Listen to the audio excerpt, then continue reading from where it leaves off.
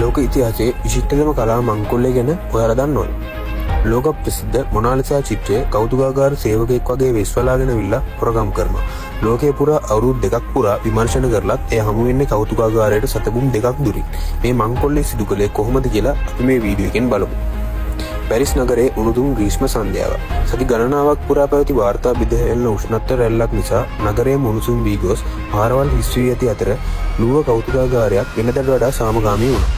කවුරුත් පිටතට යාමට තැත් නොකරන නමුත් එක් මනුස්සයෙක්ට මේ ක්‍රියාත්මක වීමට සුදුසුම වෙලාව වුණා. එදා රාත්‍රියේ ඔහු සියවසේ විශාලම හොරගම සිදු කරමින් ලුව කෞතුකාගාරයෙන් මොනාලිසා චිත්‍රය අරගෙන නගරයෙන් අතුරු දහන්වනවා. මේ ලෝකයේ පුරා විමර්ශන ආරම්භ කිරීමට හේතු වූ අතර ප්‍රංශ පොලිසිය අවුරුදු 2ක් පුරා වැරදි මඟ පෙන්වීම සහ ප්‍රසිද්ධ සැකකරුවන් අතර ලුහු බැඳීම් අවසානයේ අභිරහස් ලිපියක් කරහා මංකොල්ලකරුව හඳුනා ගන්න පුළුවන් වුණා. අපි මේ සිද්ධිය සම්පූර්ණයෙන්ම ආකෘතිගත කරලා ඔයාලට පෙන්වන්නේ එක් පුද්ගලයෙකු මොනාලිසා සොරකම් කළේ කොහොමද, ඔහු බේරලා ගියේ කොහොමද සහ අවසානයේ දශක ගණනාවකට පසුව හෙළි වූ සංකීර්ණ සැලැස්ම කුමක්ද යන්න. ඉරිදා සවස හිරු බැස යන විට ලුව කෞතුකාගාරයේ අවසන් සංචාරකයන් කිහිප දෙනක් පිට වෙමින් හිටියා. නමුත් ඒ වසා දැමීමට මොහොතකට පෙර ලුව නිල සුදු ඇඳුමකින් සැරසුණු පුද්ගලයෙක් කෞතුකාගාරයට ඇතුල් වුණා. සේවකයෙකු ලෙස පෙනී සිටි ඔහු ඉක්මනින්ම කුඩා ගබඩා කාමරයක් වෙත ගොස් එහි ඇතුළට සීරු මාරු වී මුළු රාත්‍රියම සැඟවිලා හිටියා. ඊළඟ දවසේ, ඒ කියන්නේ සඳුදා දින, කෞතුකාගාරය වසා තිබුණා. ඒ වැඩ කළේ සේවකින් කිහිප දෙනෙක් පමණ. උදෑසන 7:15ට පමණ මංකොල්ලකරු පිස්සු කෞතුකාගාරය තුළට පිවිසුණා. කවුරුත් පේන්නට නොමැති අතර ඔහු විශේෂ ප්‍රදර්ශන ශාලාව වෙත ගියා. එවිට ඔහු මොනාලිසා චිත්‍රය දැක්කා. එවකට මොනාලිසා චිත්‍රයට අද වගේ ප්‍රසිද්ධියක් නොතිබූ අතර වෙන් වූ කාමරයක්ද නොතිබුණි. ඔහු චිත්‍රයේ බිත්තියෙන් ඉවත් කර අසල පඩිපෙළක් වෙත ගෙන ගොස් ස්කුරුප්පු නියනක් භාවිත කර ආරක්ෂිත රාමුවෙන් ඒ ඉවත් කළා. ඉන්පසු ඒ සුදු රෙදි වලින් ආවරණය කර ඒ අසලම තිබූ පිටවීමේ ස්ථානයකට ගමන් කළා. නමුත් ඔහු පිටවීමේ දොර ළඟට ගිය විට ඒ අගුල දමා තිබුණා. ඒ මොහොතේම කෞතුකාගාර කාර්මිකයෙකු හදිස්සියෙම එතනට පැමිණියා. ඔහු මංකොල්ලකරු සේවකයෙකු යයි සිතා දොර විවෘත කිරීමට උදව් කළා. ඒ සමගම මංකොල්ලකරු මොනාලිසා සිතුවමත් රැගෙන මුළු නගරයෙන්ම අතුරුදහන් වුණා. සම්පූර්ණ හොරගම මිනිත්තු කිහිපයකින් අවසන් වූ නමුත් චිත්‍රය නැති වී ඇති බව කවුරුන්ටත් අවබෝධ වීමට තවත් පැය 28ක් ගත වුණා. එම සතියේදී ඡායාරූප ශිල්පීන් කෞතුකාගාරය තුලින් චිත්‍ර රැගෙන ගොස් ඡායාරූප ගනිමින් සිටි නිසා බිත්තියේ හිස් ස්ථාන සාමාන්‍ය දෙයක් වුණා. නමුත් ඊළඟ දවසේ මොනාලිසා නොමැතිව ඔවුන් පැමිණි විට ගැටලුවක් ඇති බව පැහැදිලි වුණා.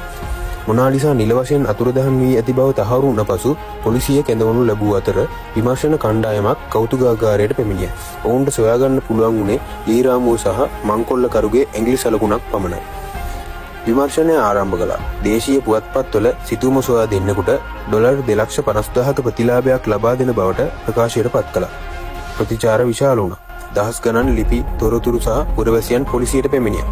මොනාලිසා ලෝකයේ පුරා විවිධ ස්ථානවල දැක ඇති බවට ප්‍රකාශ පැතිරුණා. එදෙනෙකු ලුව කෞතුකාගාරයෙන් විශාල වස්තුවක් රැගෙන යන මිනිසෙක් දැක ඇති බව කියා සිටියේද ඔවුන්ගේ විස්තර සම්පූර්ණයෙන්ම වෙනස් විය.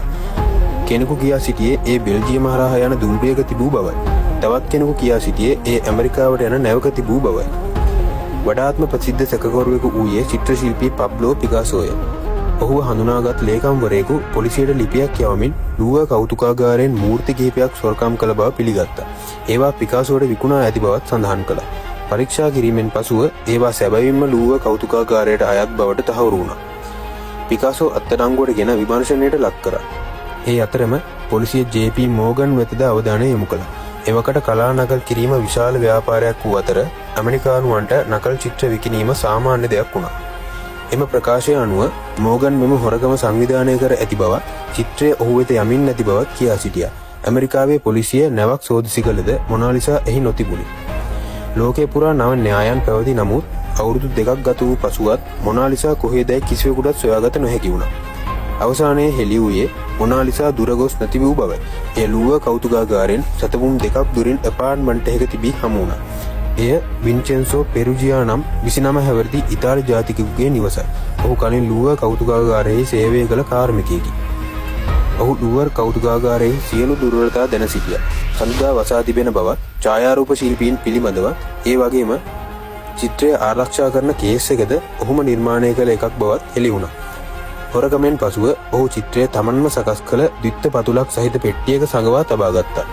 දිගු කාලයක් යනතුරු ඇඟිලි සලකුණු පද්ධතියේ තිබුණද ඔහු අල්ලා නොගත්තේ ඇයි? ඒවා දකුණු අතේ වූ අතර සිද්ධියෙන් හමු වූයේ වම් අතේ සලකුණක් වීම නිසා සමානකමක් හඳුනාගත නොහැකි වුණා. අවුරුදු දෙකකට පසුව ඔහු අපහසුතාවයට පත්ව ෆ්ලෝරස් නගරයේ කලාවෙළෙන්දෙකුට ලිපියක් යවමින් මොනාලිසා තමන් සතු ඇති බව සඳහන් කළා. ඉන්පසු හෝටල් කාමරයක හමුවීමේදී ඔහු පෙට්ටිය විවෘත කළ විට ඒ සැබෑ මොනාලිසා බවට තහවුරු වුණා. කලාවෙළෙන්දෝ ඒ පරීක්ෂා කිරීම සඳහා රැගෙන ගිය පසුව පැයක් ඇතුළත පොලිසිය පැමිණ ඔහු අත්අඩංගුවට ගත්තා. අවසානයේ ඔහු මාස 7ක සිරදඬුවමකට ලක් වුණා. 1931 දී මෙම සිද්ධිය පිළිබඳව තවත් සංකීර්ණ න්‍යායක් ඉදිරිපත් විය. එඩුවාඩෝ ද වැල්ෆියානෝ නම් කලා නකල් විද්‍යාඥයෙකු මේ පිටුපස සිටි බව. ඔහු මොනාලිසා පිටපත් 6ක් නිර්මාණය කර ඇමරිකාවේ මිලියනපතියන්ට විකිණීමට සැලසුම් කරලා තිබුණා. සැබෑ චිත්‍රය අතුරුදහන් වීමෙන් පසුව ඒවා විකුණා ඔවුන් ඩොලර් මිලියන 90කට සමාන මුදලක් උපයාගෙන පලා ගියා. ස්තුතියි මේ වීඩියෝ එක බලුවට. මේ වීඩියෝස් ගැන ඔයාලට හිතන දේ කමෙන්ට් එකක් දාගෙන යන්න. ඊළඟ වීඩියෝ එකෙන් සෙට් වෙමු.